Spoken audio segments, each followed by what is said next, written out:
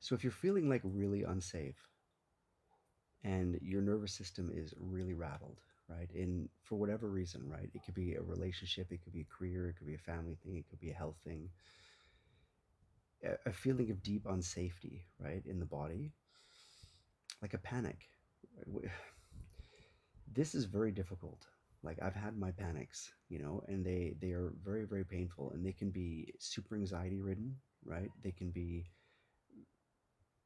doom and gloom, right, on steroids.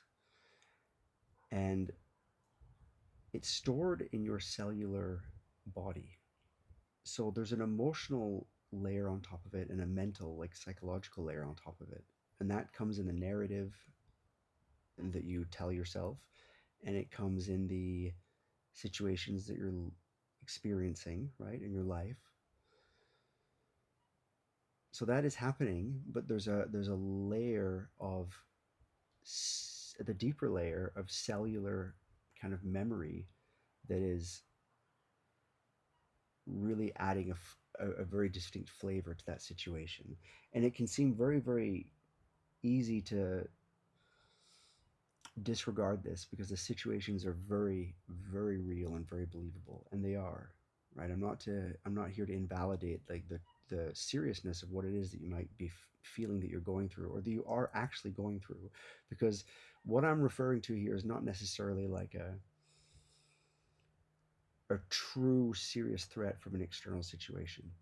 I'm talking more about like an internal interpretation of what's going on. If you don't have enough food, if you're being chased by a lion, if you're walking down a dark alley and it's actually a dangerous situation, or potentially, then there is a high alertness in the body, right? There is this sort of like reason to be very, very on, right? And sort of figure that out. But if you're feeling it like just sitting in the bath, for example, or you're in bed or you're walking in nature, right? This is stuff that is stored in your cellular network. So the most effective way that I've found out how to deal with this is, well, first you have to understand it, right? Things came at you, a situation came at you from the past, and it didn't go through you, it stuck to you, right? Most things go through you. The vast, vast, vast majority of experiences you have go right through you. Some of them stick, right? Because you either really had a traumatic event. The other side is you had a really, really great, beautiful event, and you get attached to that too. But ultimately, they're the same. But what we're referring to now is the traumatic events was in your cellular network, right? So it's been stored there because it came through and got stored, and you kind of pushed it down, right? You felt it, it was too much, you pushed it down, you put a lid on it, and then it gets put there. It doesn't go away. It actually gets stored in the system, like in the subconscious, right, of the whole physiology. It's not really subconscious, it's in the physiology, but it is also another way of saying it is it's in the subconscious of the mind as well. It's like it's a layer below what you're on the surface experiencing. So you want to go into you want to acknowledge that. You want to acknowledge those little traumas stored in the cells of your body, basically. So you want to lie down and you want to feel yourself as much as you can in the physical body I'm referring to, like the physical body and the energy body. Your emotions are going to come up and your mind is going to get active, but just keep putting energy to scanning your physical body. And when you feel these sort of densities or rhythmic irregularities, electrical signals, things like this, just give attention and just hold space for them. Give peace to them now from who you are now, because those are things from the past and they're directing your present moment now. They're removing you from life as it is actually in front of you. So you just want to go there and acknowledge them and say, hey, I'm safe now. We can let you go, right? Symbolically, that's kind of what you're doing. The actual experience of it is you're feeling it and it's kind of processing on a kind of a physical level. And it might get worse, it might get stronger, it might get really painful, it might dissipate. I mean, it should dissipate. It might take many sessions to do it. It might happen all at once, right? So there's all kinds of ways that you can respond to this situation, but you just want to give attention and energy and love and safety, right? To wherever you feel these kind of densities, these traumas that are stored.